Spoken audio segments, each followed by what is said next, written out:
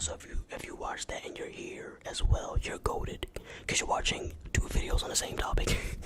Also, I'm only gonna show y'all Shador Sanders stats because he's the only reason we're here, my boy. I ain't gonna lie to you, Bryce Young. You had a great touchdown throw and a great touchdown drive. We are not here for you, my boy. We're also not here for that terrible reporter who was in the game. I'll get to her later in the video. But yes, we are here to watch Shador Sanders and the Cleveland Browns take on the Carolina Panthers. I believe the Panthers were home. Yes, they are home, okay. I wanted to make sure I was correct before I said it. But yeah, I did put up a poll asking you guys, how do you think Shador Sanders played? I would give him somewhere between a B plus and an A minus.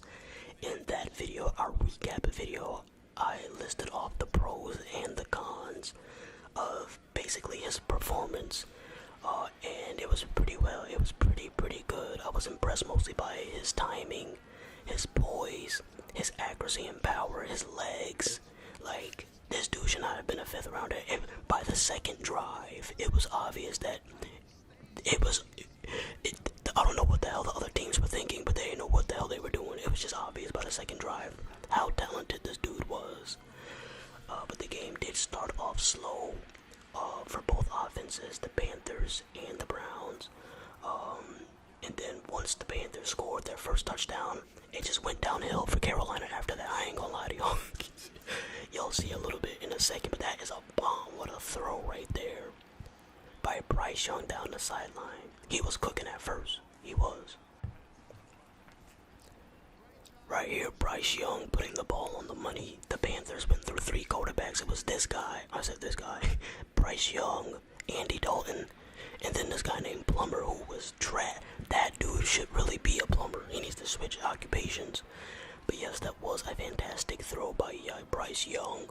I'm not gonna lie, when that happened, I was like, okay, this Bryce Young dude is about to try to teach Shador Sanders a lesson on why the difference between first round picks and dudes who slide.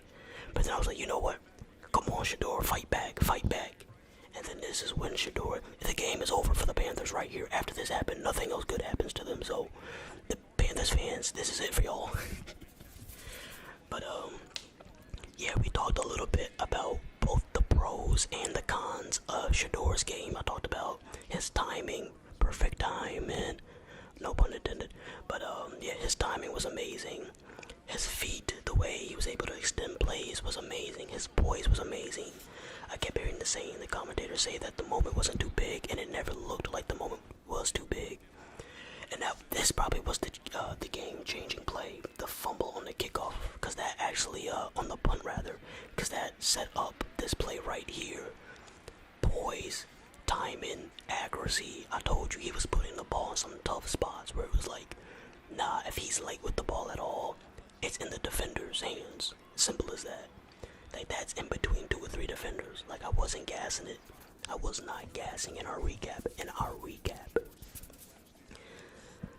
And then this is when they put Andy Dalton, and Andy Dalton had like 1 or 2 good plays, and then the rest was trash. And then Plumber came in, was even worse.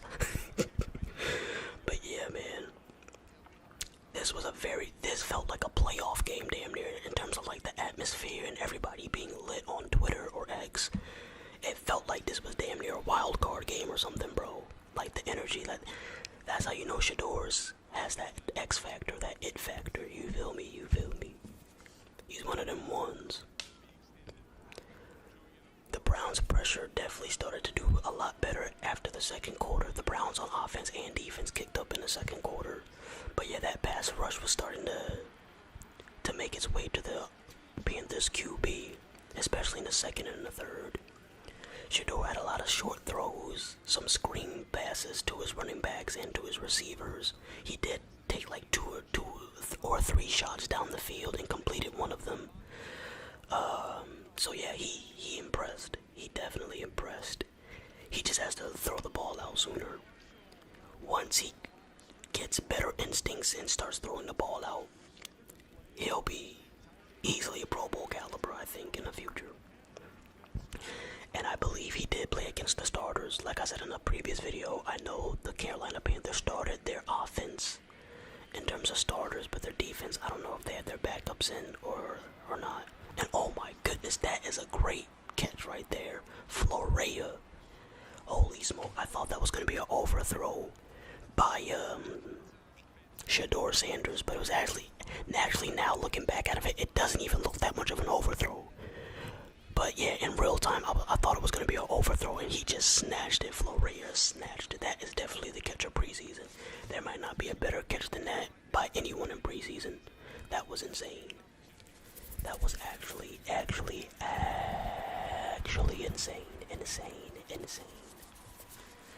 And then right here, getting into the end zone again, same receiver again. It looks like he's gonna have a spot on the roster. Stacked offense right there, or stacked formation. It's very hard to guard stacked formation, especially when the receivers are going in different directions. It's hard to guard that if you're in man. Alright, here we go. Andy Dalton.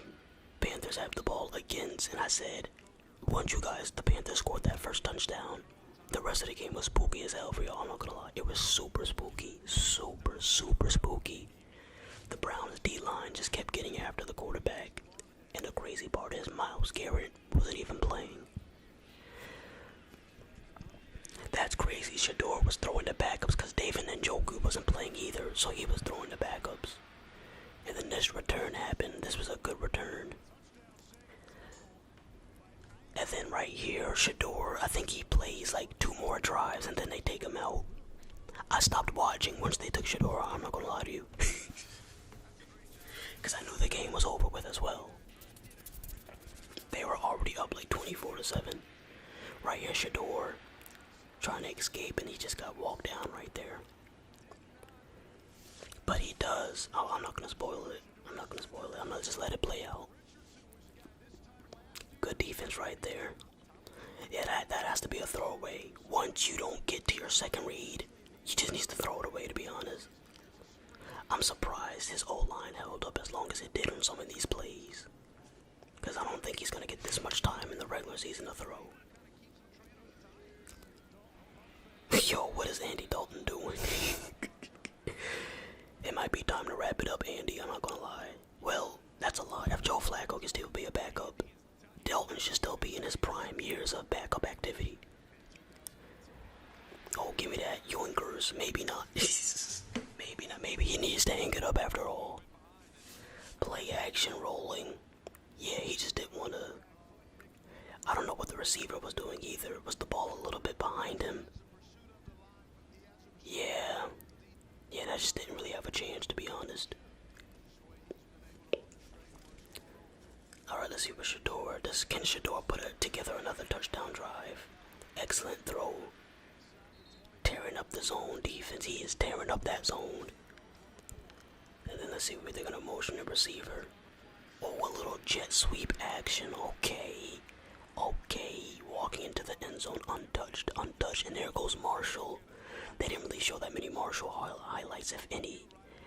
But, yeah, I'll say this. For those who didn't watch the game live, Marshall was very good. Very good. Screen blast. Okay, from here on out, I didn't see it. I stopped watching, to be honest. So all of this, from this point forward, is new to me.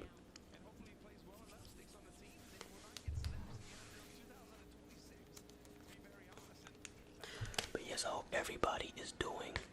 Oh, and let me explain to you guys why I am a Browns fan / supporter.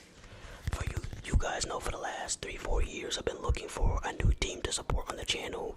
I've pretty much been supporting the Jaguars and Browns. I'm always gonna support the Patriots. I started off as a Patriots / Brady fan. Then when Brady went to the Bucks, I didn't want to deal with Belichick because I was tight what he did to Malcolm Butler. So I went with Brady to the Bucks, and then he retired. So I didn't really have a team.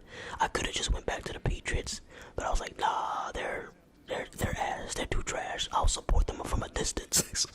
So I was like, I need a new favorite team. So I didn't want to become a Lions fan because they already showed signs of life and made an NFC Championship, and they were like already too good by that point. It feels like I'm just jumping on a bandwagon, and so I was like, I'm not gonna do that. And then it was basically between finding another random new team, the Jaguars or the Browns. The Browns drafted this dude. As soon as they drafted him, I was like, there's a good chance I'm gonna be a Browns fan this season. So I had been rooting for the Browns the last year and a half to 2 years. I actually had a bet with my coworker. Most of you guys know who's been following this channel. I had a $20 bet with my coworker that the Browns would make the playoffs. And they never came anywhere near that.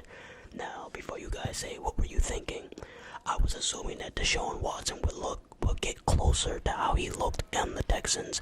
And I was just assuming, hey, super elite defense, like a top 7 defense, combined with the old Texans, Deshaun Watson starting to come back, plus some comparable receivers like Michael Gallup or Cooper. I don't think they didn't have Gallup. They had, I think his name was Cooper, number 13, but they had him. So I was like, okay. It's Amari Cooper. There we go, Amari Cooper. I was like, okay, they're gonna be decent. They'll probably be 9-8 or 10-6 or 10-7 and make the playoffs. Man, they were one of the worst teams in the league, boy. I lost that $20, man. So I have the right to be a Browns fan, and who knows, they still might be ass this year. But just in case they're not ass, I deserve this. I suffered. I have multiple years of suffering.